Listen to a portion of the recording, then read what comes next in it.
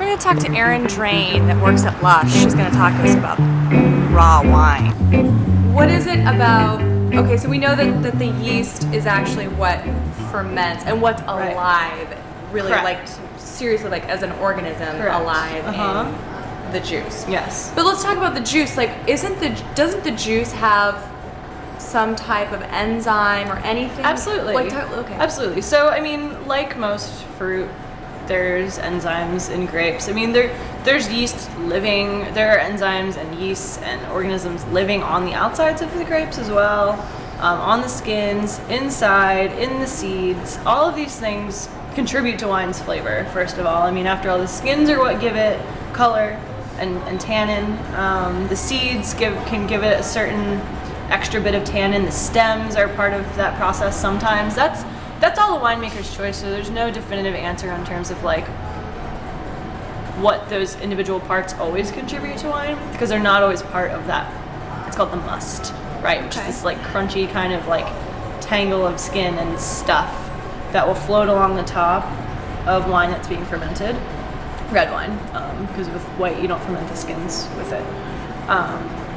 But all of those things are plucked from the vines. I mean, they're very much still alive when the juice is extracted in whatever way from the grapes.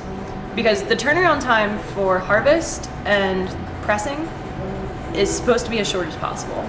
And often, because harvest occurs when the grapes, I mean, the farmers will decide, okay, this is the peak of ripeness, and they really wait until the last possible moment until the grapes are about to spoil, right? So what you'll see, because harvest usually occurs in like September, even a little bit through October in colder climates, they're harvesting grapes at 1, 2 o'clock in the morning.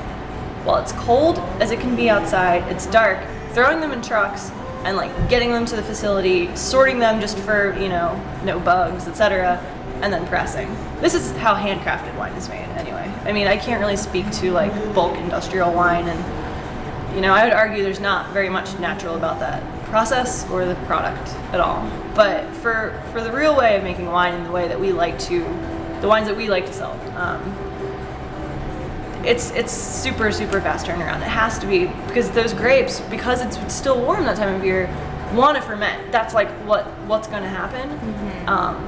And they have to do it as swiftly as possible. Okay. Yeah.